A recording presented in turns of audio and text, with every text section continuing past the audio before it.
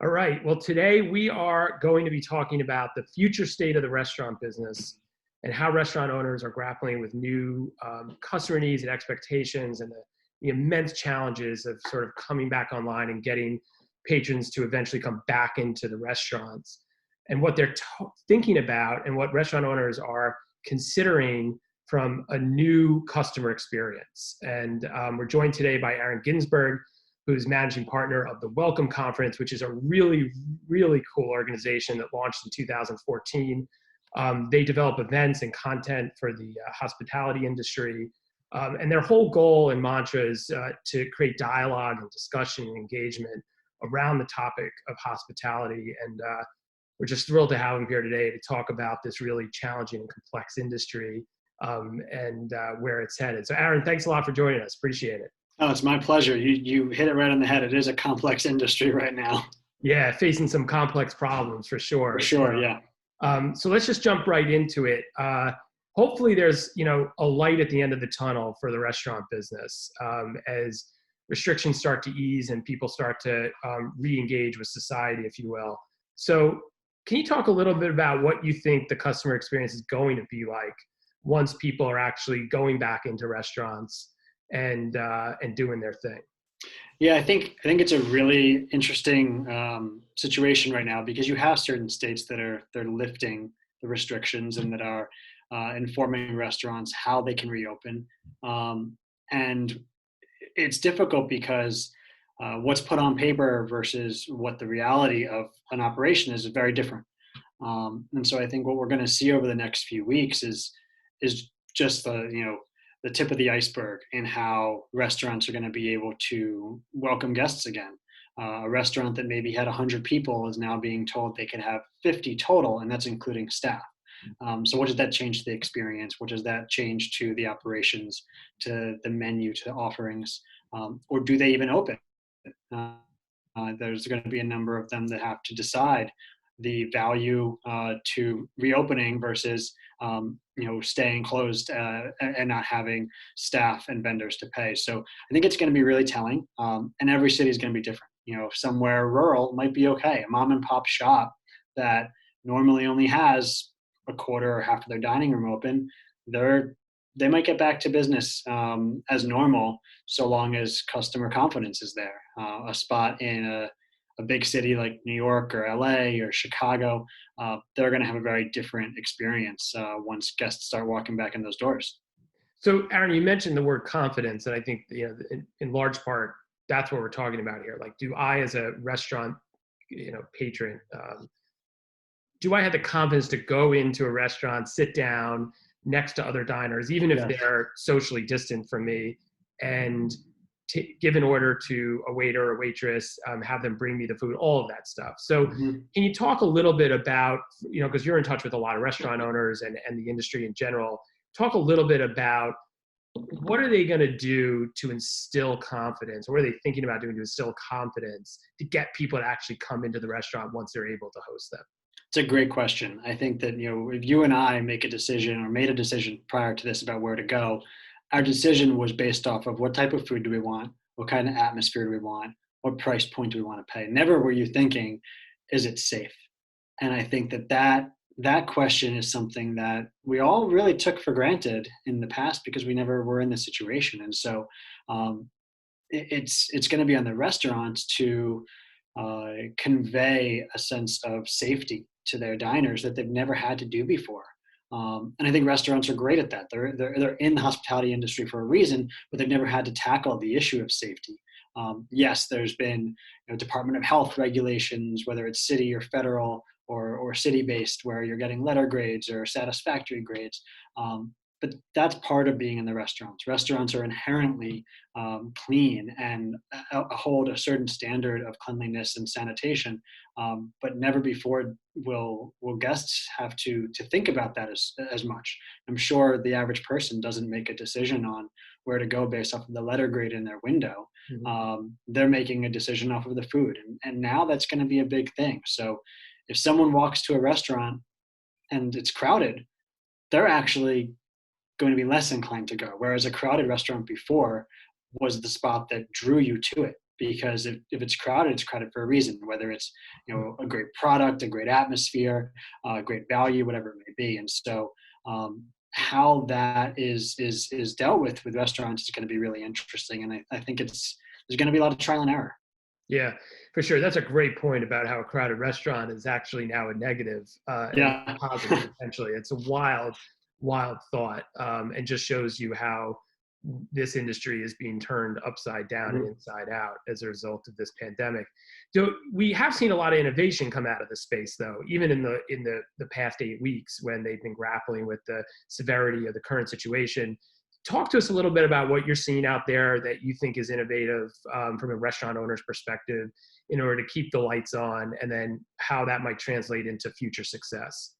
Absolutely. I think that there was those difficult few weeks or 5 weeks or whatever it may be, depending on where people live, where it was more so grappling with the now. And then, the perseverance and the ingenuity and creativity of restaurateurs started coming through, and you really start seeing some creative solutions, not necessarily to replicate prior revenue, but to try and bring in some revenue, or to offset basic expenses, or to hire back some staff, or to find creative ways to give back to those in need. So, we're seeing in every major city, in every major market, some amazing things, whether it's a restaurant in Seattle named Canlis that, they dabbled with the drive-through because they had the space that allowed for it. And now they're doing CSA boxes and pre-made meals that include bingo cards, so that people can tune in on YouTube and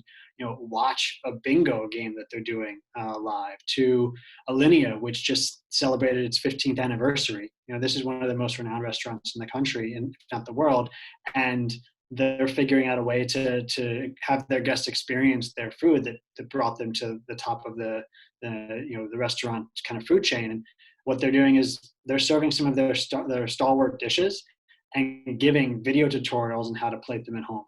Awesome. There are spots that are reimagining the restaurants entirely. Here in New Jersey, there's a restaurant group called Ani Ramen, serving bowls of ramen and buns and fried chicken wings, but they're not open right now. But they're reopening as two different restaurants. One that's serving Detroit style pizza, and one that is serving Thai style rotisserie chicken. And their whole idea is you can buy one and then give one to healthcare workers. So you're seeing a lot of pivots, not just a place switching over to takeout or delivery, but places becoming grocery stores, becoming meal kits, becoming different types of restaurants. And I've seen a lot of these operators, whether it's the ones I mentioned or others, say they're not just doing this for the now. They're doing this because they foresee, that this is going to be their business model for the the next few months potentially. And it's not just an American restaurant owner saying that. I've seen that from in Spain and Italy and Slovenia and in Barcelona. Everyone is figuring out, can I pivot? And if I can, what can I do that is staying true to what my business is, and not just throwing my food into a delivery box. Yeah. Hopefully the innovation happening today, right now, will be sort of the change that we experience tomorrow and down the road. I mean, it's sounding a lot of this stuff will stick and become sort of more customary down the road, which is great. Talk to me a little bit about the Welcome Conference itself. I know a lot of what you focus the business around is events for the hospitality industry. In the absence of being able to hold events right now, I know you switched a lot of your focus to content generation. Mm-hmm. Some of it's fantastic, the stuff that I've consumed. Talk to us a little bit about what changes you're making as a business to deal with this current situation. Sure. We'd be in the thick of planning a 1,000 person event at Lincoln Center right now, an event that we've held for the past 7 years. And obviously that's not happening. So figuring out how we can stay relevant to our industry. I mean, we've always been the voice of the hospitality industry, not so much in collecting chefs together, but in collecting the other side of the equation, the people that are running dining rooms, the people that are behind wine lists, the people that are behind, beverage programs. because there's not a forum for a lot of those folks.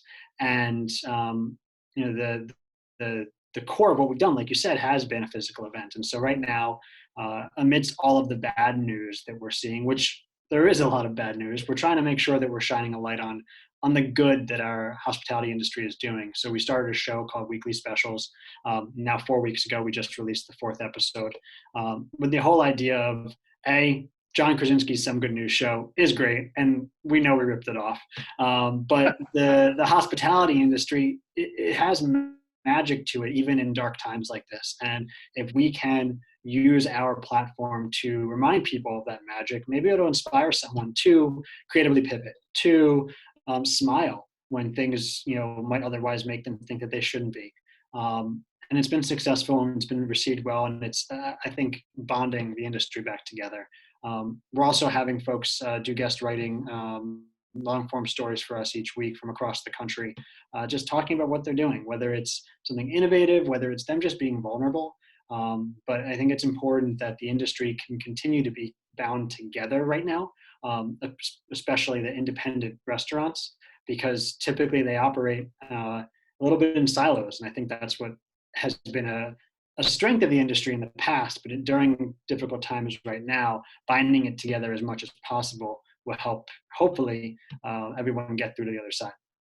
Yeah, well, like I said, the content, especially the new show that you're producing, is really fun to watch. Thank you. And you're right. You'll like this week. All right, I can't wait to watch it. I mean, it's great to, like you said, tune in to actually hear positive things and innovative things that are going on in the industry that has been as hard hit as the hospitality and restaurant space. So good stuff. Well, Aaron, thank you for joining us. I could talk with you for like hours about this topic. And if this is, wanted me to go out and eat at a restaurant even more than I did an hour ago. So I can't wait for those days to return. And in the meantime, I wish you the best of luck.